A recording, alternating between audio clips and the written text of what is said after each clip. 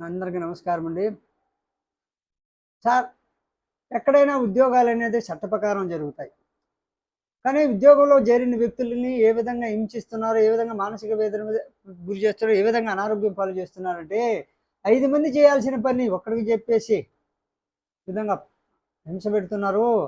Political బలాన్ని ఉపయోగించేసి చిన్న చిన్న ఉద్యోగులను కూడా టార్గెట్ చేసి, టార్చర్ చేసి, మోసం చేసి వ్యక్తిగత లాభం పొందుతున్నారు.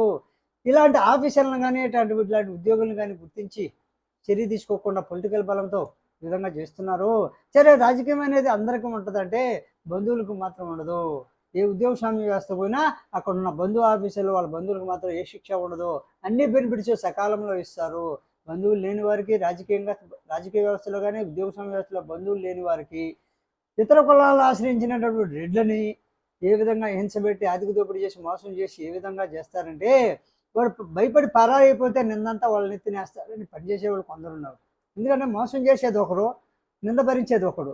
ఈ విధంగా ఒక్కొక్క ఒక్కొక్క హిందువుని మోసం చేయడానికి, కులాల ప్రకారం ప్రాంతాల మోసం చేయడానికి ప్రతి ఆఫీసుని టార్గెట్ చేసి, అన్యాయానికి గురైన వాళ్ళని ఏ విధంగా ప్రతి ఆఫీసులో హింసకు గురి చేసి, బానిసలు చేసి ఎదుగు బొదుగు లేకుండా అన్ని అర్హతలు ఉన్నా కూడా ఏ విధంగా బానిస చేసి వాడుకుంటున్నారంటే, పొలిటికల్ బలం వల్ల వాళ్ళు భయపడి చెప్పలేకపోవద్దు. ఈ విధంగా పన్ని జోక్స్ లోపల చెప్తున్నారు.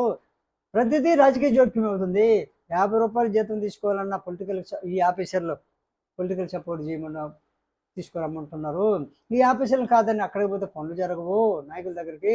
అందువల్ల ఏంటంటే, ఒక ప్రాంతం నుంచి వచ్చి మరొక ప్రాంతం వచ్చిన వాడికి పొలిటికల్ సపోర్ట్ లేక, రాజకీయ అధికారుల సపోర్ట్ లేక, పట్టించుకునే అధికారులు లేక, అనారోగ్యం పాలై ఏ విధంగా నీరసించి, హింసకు గురి ఎలా చనిపోయారో, మానసిక హింసబడి చనిపోతున్నారు. ఉద్యోగులు ఎక్కువగా మానసిక హింసకు గురి ఉద్యోగులు ఎక్కువగా చనిపోతున్న క్రమం చూడండి.